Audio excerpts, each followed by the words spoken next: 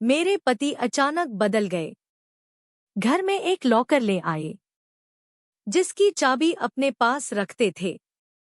जब मैंने उनका पीछा किया तो वो एक खूबसूरत औरत से मिलते थे। Suspense story. अंजू अपने पति राजीव और बच्चों के साथ बहुत खुश थी। उनके 2 बच्चे हैं, एक लड़की और एक लड़का। बड़ा लड़का अभी 12 साल का है, लड़की छोटी है 8 साल की। एक मिडिल क्लास परिवार है। अंजू के पति राजीव का कपड़े का एक छोटा सा कारोबार है, जिससे उनका घर और दोनों बच्चों की पढ़ाई अच्छे से हो जाती है। राजीव अपने बच्चों और पत्नी को बहुत प्यार करता है। अंजू अपनी छोटी सी दुनिया में खुश थी। लेकिन फिर उस एक दिन से सब कुछ बदलने लगता है। एक दिन राजीव जब घर आया तब उसका मूड कुछ ठीक नहीं था। उसके बच्चे वही बैठे पढ़ाई कर रहे थे। बातों बातों में उनमें बहस हो गई और वो झगड़ा करने लगे। राजीव वही बैठा था और अपने ही ख्यालों में खोया था।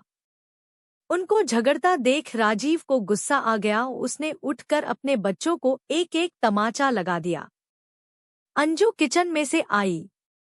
बच्चों और अंजू के लिए यह बात बड़ी ही आश्चर्य की थी, क्योंकि राजीव ने आज से पहले कभी अपने बच्चों को मारना तो दूर की बात जोर से डांटा भी नहीं था। हमेशा उन्हें प्यार से समझाया था।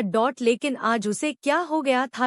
अंजू ने राजीव से बात की, क्या हुआ, आपको कुछ बात है क्या? लेकिन वो गुस्से में कुछ नहीं बोलकर वहां से चला गया।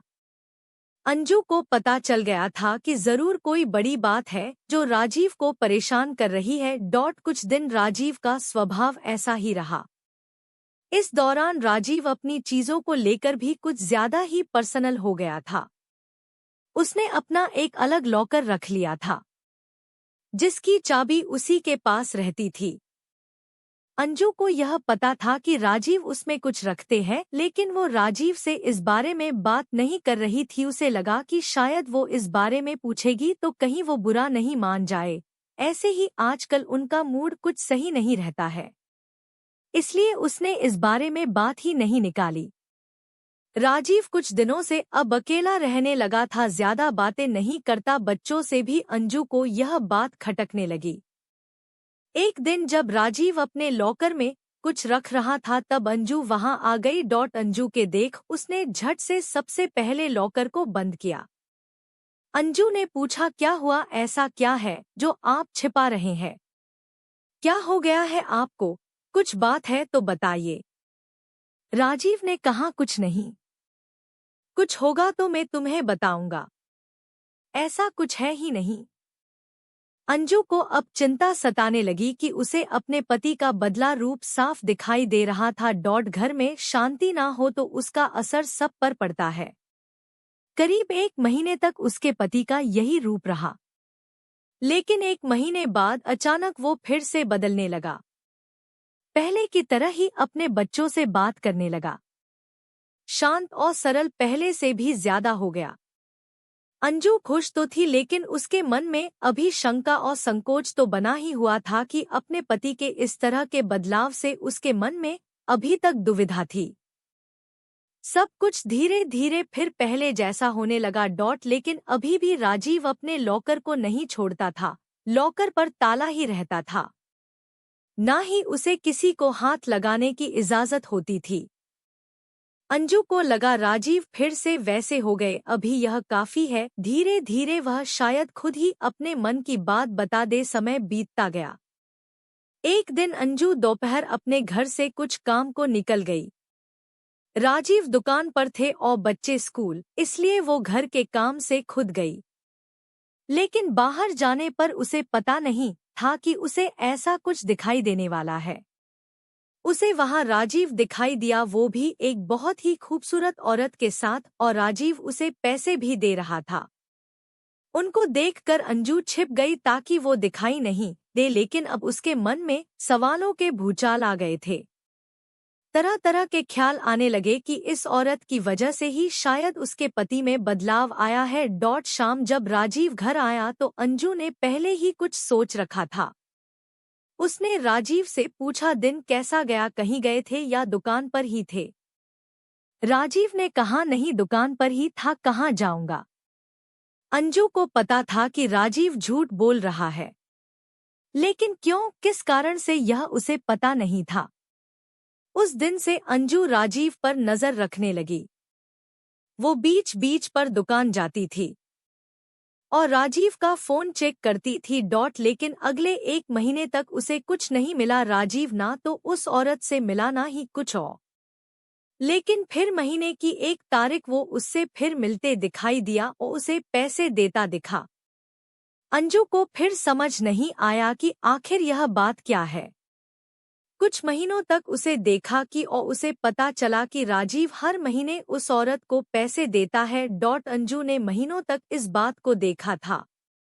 एक दिन जब राजीव अपने घर आया तो अंजू ने उसको पूछ ही लिया कि क्या बात है, आप कुछ छिपा रहे हैं क्या। राजीव ने कहा कि नहीं, फिर तुम वही बात लेकर बैठ गई। अंजू ने इस बार बोल ही दिया कि अगर कुछ छिपा नहीं रहे तो हर महीने उस औरत को पैसे क्यों देते हो। राजीव के मुंह का रंग बदल गया। वो तिलमिला गया और गुस्से से बोला, तो तुम मेरा पीछा कर रही हो, मुझ पर नजर रख रही हो, हर महीने में बहुत लोगों को पैसे देता हूँ। तुम क्या जानती हूँ दुकान के बारे में।